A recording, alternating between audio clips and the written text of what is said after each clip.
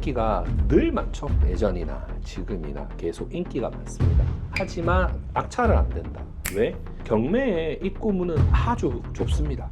그 좁은 문을 모두가 다 함께 다 달려가기 때문에 그 1등이 되는 게 쉽지가 않다. 그렇죠?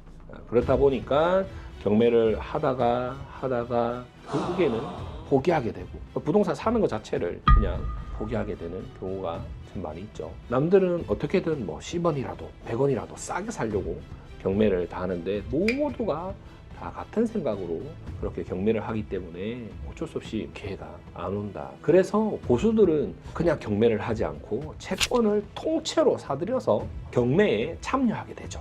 이걸 전문용어로 NPL 투자라고 합니다.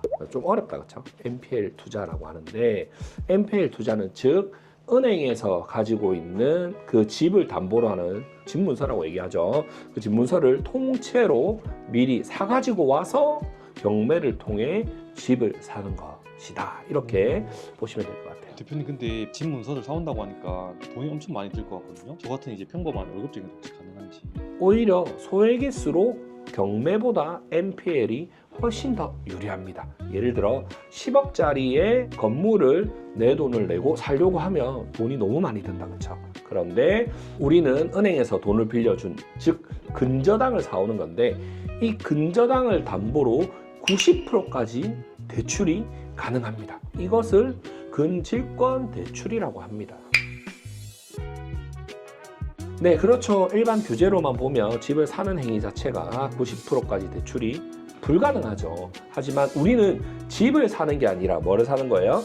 집을 살 수 있는 권리, 즉 근저당을 사기 때문에 이 근저당을 담보로 90%까지 대출을 해줄 수 있게끔 만들어져 있습니다. 규제를 완전히 벗어난 것이다, 그렇죠? 그래서 부동산 대출이 아니라 금융상품의 대출이 이루어진다, 이렇게 보시면 될 것 같아요. 집을 살 때 대출을 받는 것은 여러 가지 뭐 규제나 은행에서 보는 뭐 DSR이나 여러 가지로 보지만 근저당을 통해서 대출을 받는 것은 완전히 다르게 그냥 정해져 있는 규칙대로 대출을 가능하다, 이렇게 보시면 될 것 같아요. 옥션원이나 스피드옥션, 지지옥션 같은 그런 경매 정보 사이트를 통해서 등기부등본을 열람을 하고 거기에 있는 정보를 통해서 보통 채권자가 은행인데 은행에서 바로 경매를 넣는 경우도 있지만 유동화 전문 회사를 통해서 경매를 넣는 경우도 있고요. 때로는 자산관리회사, AMC라고 하는데 자산관리회사를 통해서 경매를 진행하기도 합니다. 그러면 그런 은행들을 통해서 내가 연락을 통해 근저당을 사올 수 있다, 이렇게 보시면 될 것 같고요. 하지만 여기서 꼭 알아야 될 것은 실제로 이 근저당을 사오는 행위, NPL 투자는 개인이 사올 수 없다. 이게 좀 안타까운 사실이다, 그렇죠? 개인은 못하는 건가요? 네, NPL을 사올 수 있는 행위를 할 수는 없지만 실제로 NPL을 살 수 있는 회사와 함께 투자를 하면 가능하다, 이렇게 보시면 될 것 같아요. NPL 회사와 같이 한다면 이제 개인도 가능하다는 말씀이시죠? 네, 그래서 저희 부산 NPL 그룹과 같은 회사와 함께 투자를 해야 된다라고 말씀을 드리는 거고요. 개인이 내가 상담을 한다거나 뭐 개인이 뭔가 협상을 할 수가 없습니다. 은행에서는 받아주지도 않고 법 자체가 그렇게 개인이 할 수 없게끔 되어 있기 때문에 결국은 법인을 통할 수밖에 없는 거고요. 개인이 넘을 수 없는 법의 문턱을 법인과 함께, 전문 회사와 함께 넘어가서 투자를 할 수 있다, 이렇게 보시면 될 것 같습니다. 그러면 이제 부산 NPL과 함께 하면은 어떻게 진행되나요? 여기서 한 가지만 말씀드리겠습니다. 낙찰을 받을 수 있다. 자, 우리가 경매를 하는 이유가 뭐예요? 결국은 낙찰을 받기 위해서 진행하는 건데 NPL 회사, 부산 NPL을 통해서 투자를 하면 첫 번째 낙찰을 받을 수 있습니다. 그것도 내 돈은 확실히 저렴하게, 싸게 돈을 들여서 투자를 할 수 있는 거고요. 왜 그것이 가능하냐? 부산 NPL 그룹에서 무엇을 들고 있어요?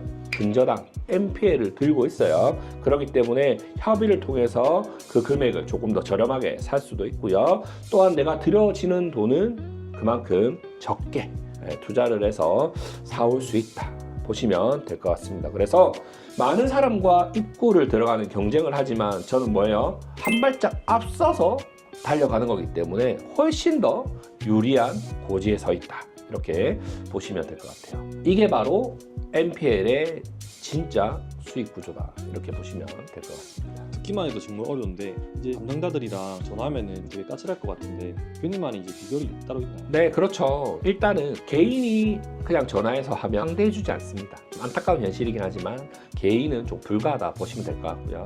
저희는 일단은 업력이 2017년도부터 약 한 10년 정도를 운영했기 때문에 충분히 업력에서 가능한 거고요. 부산 NPL 그룹이 부산에서 알 수는 없지만 1등이라고 생각하는데 어쨌든 부산에서 수많은 채권사들과 이미 협상을 하고 있는 중이고 이미 뭐 계약이 이루어졌고 많은 업체들과 진행하고 있기 때문에 충분히 가능하고요.